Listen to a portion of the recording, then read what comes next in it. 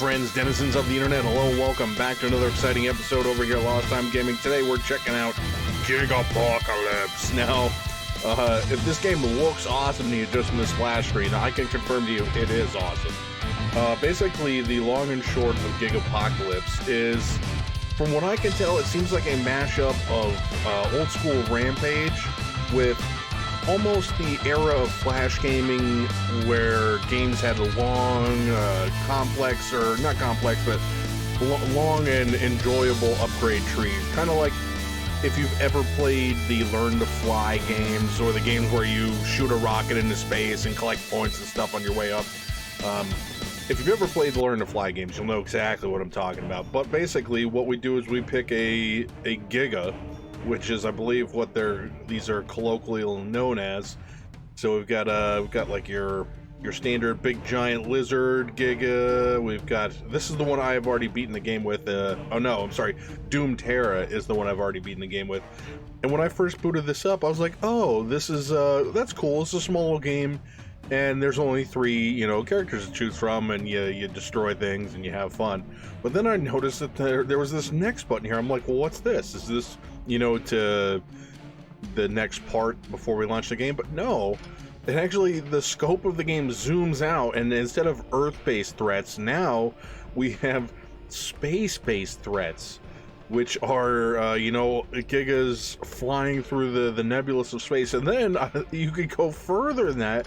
It zooms out even further. We have cosmic, almost Lovecraftian entities that we can go and destroy the world with. So we're just gonna jump into the one that I've been playing for fun on my own here, just because I only have time for a little short episode today.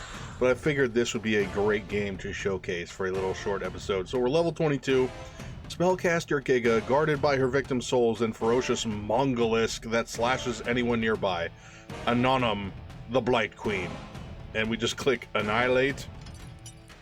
And see the, I don't know, the power gems, or those cosmic gems, I don't know. But it also has this like Tamagotchi style,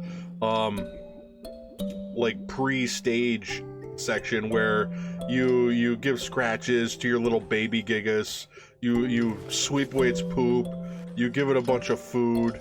Meanwhile, you got little people like worshiping it down here. It's just a lot of fun. As soon as I saw this, I was like, oh man, I remember I wasn't our family wasn't really well-to-do enough for me to actually afford a Tamagotchi when I was a small child, but I did get to play with other people's Tamagotchis after they had them die and didn't want anything to do with them anymore. Yeah, sweep up the poop. But then you can see down here, after we're done sweeping up poop, we can go down and we have abilities to upgrade, and I got a couple of these upgraded pretty far, but there's always room for more improvement. And we also have pets you can attach to your Gigas, and that's a lot of fun. Let's see, I don't think we have anything worth switching out there. Let's go back up, and then we could go up and we have our skills that we use. We have about, I want to say every Gigas has 5 skills that you kind of slowly upgrade as you progress. And what do we want here? Let's take... Oh, I don't have any skill points. Okay, we're taking nothing, but we're going to go ahead and brush away some more poop there. We can't let the poop hang out. Oh, you know what? We do have 2,000 skill points, though, so we can buy some more decorations for our baby Gigas hangout. Let's see, what do we need here? Some ruined pillars. Yeah, we could always use some ruined pillars. Why not? Oh, look at that. That looks lovely. All right, now we're going to pick a level. These are all like varying periods of time up until you get to it's strange, you start modern day, then you go to the Wild West for whatever reason, then you go to the medieval era, and then you go to the Land Before Time, and then it gets weirder from there. So let's do the Lost Island 1. You can check out what this game's all about.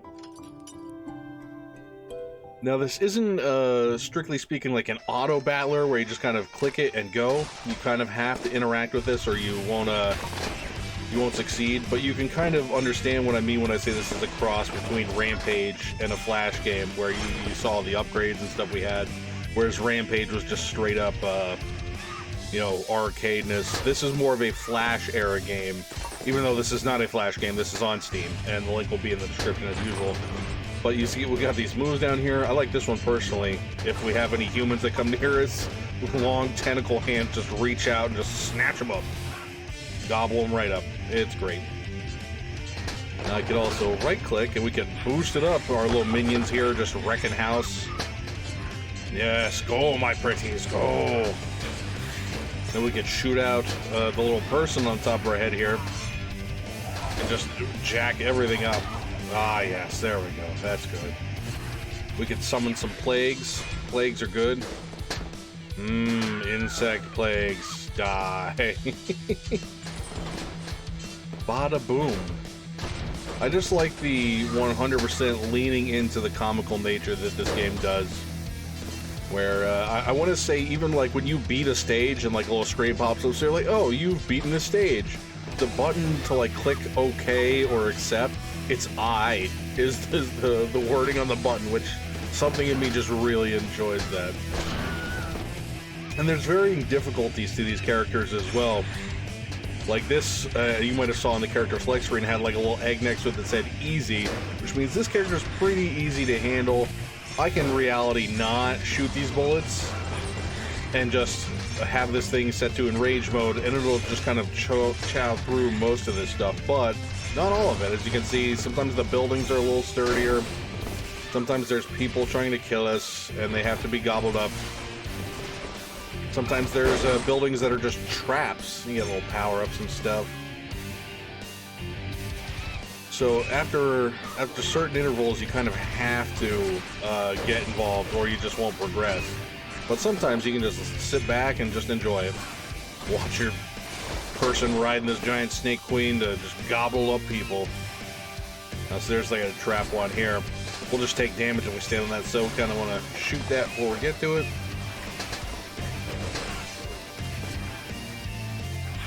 Turn the rage mode back on. Our blight is how we control what our resources are. Every time I shoot a ball, it's more blight. Resource or rage mode will just chow through our blight while it's on, so you kind of don't want to have that on while you're shooting the fireballs. You send out the insect blights. Swarms of plagued insects. I like the people riding pterodactyls with spears. That's great.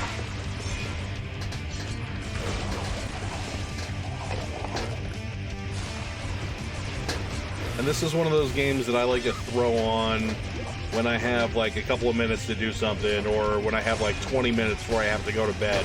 I'll throw this game on and just enjoy, and then a Giga just tearing it up.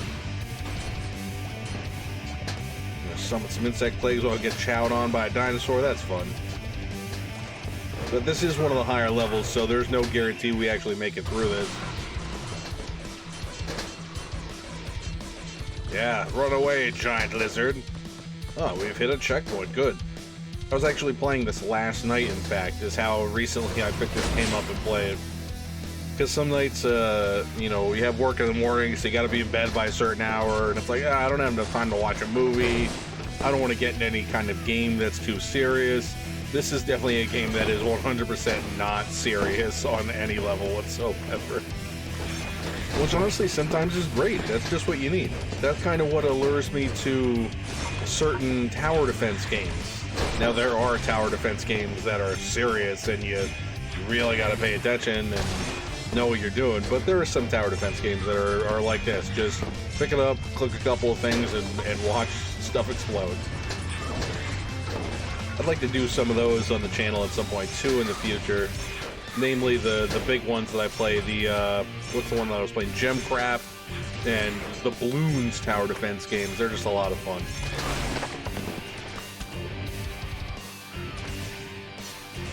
Alright. Almost 3/4 of the way now. Now we got, I don't know what these things are, but they're shooting other things that I don't know what they are at me, and that's never a good thing. Shoot purple balls at you until you die. How about some more insect plagues? Delicioso. Gobble up some humans. The one Gigas I was playing as the other day has this move where it just vacuums up any humans in range, and it's funny, you just see them kind of like in a cyclone getting sucked into the Giga's mouth. Sometimes you just need a lighthearted romp. You can't always be Resident Evil 4, you know what I mean?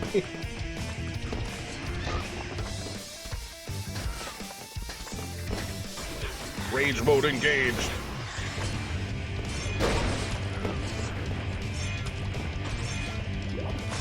Oh, so many flying things. Oh man, get out of here. Traps, lots of traps. Yeah, I distinctly remember playing a lot of games similar in style to this game in the heady days of the peak of Flash gaming. They didn't look this nice and they didn't play this nice. That was the real problem with Flash gaming at its prime, was some things were so ambitious and they were built into a system, namely Flash. Oh, the old Hadouken. They were built into a system, Flash, that just was not ready for the level of expertise people are going to throw at it. Like another game I like that was Flash-based, we haven't seen on the channel yet, but I'd like to do someday, is the Epic Battle Fantasy series. Which the first Epic Battle Fantasy was great and was perfectly designed for a Flash interface. But as the sequels came out, they got bigger and bigger into standalone RPGs, and Flash was just not big enough to contain them in my book. Nope. Villain Rock. Yelling in rock language, mentioning Gigas' name. D-Rex. Oh, the smartest reptile. Okay. Yeah, you're smart. Oh. Let me back out of that. No, okay, or not. You know, whatever. Hey, you know what? I didn't appreciate that. How about you take Insect Blight? Let me get into melee range so I can auto-attack you. Oh, Decipher. Oh, what are we gonna do here? Yeah, it's a... I think they want a circle. Yeah, no? There we go, okay. Yeah, eat lightning. Eat your own lightning. Taste the pain. Stand in your face and shoot ping balls. Haha. This is sort of working. Oh, that works. Yes, that's good. Yes. How about some insect flight? Oh, ow. That hurt like a lot.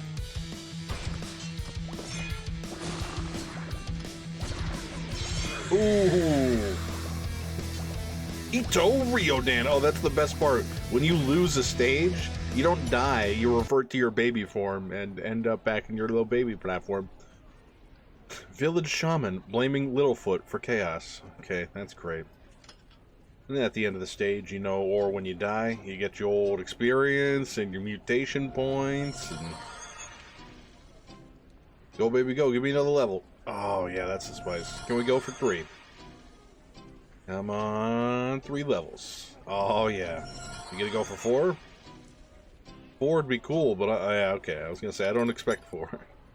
Alright, so there you have it. That is just a little smattering into the world of Gigapocalypse. And it's a lot of fun. And like I said, I'll have a link in the description for this game down below on Steam. I think I picked it up on a sale, but even if I didn't, it's relatively cheap and has a surprisingly large amount of fun to be had for such a small little game. So, that being said, that's all the time I have for this episode today. If you enjoy the video, feel free to leave a like, leave a comment, and get subscribed.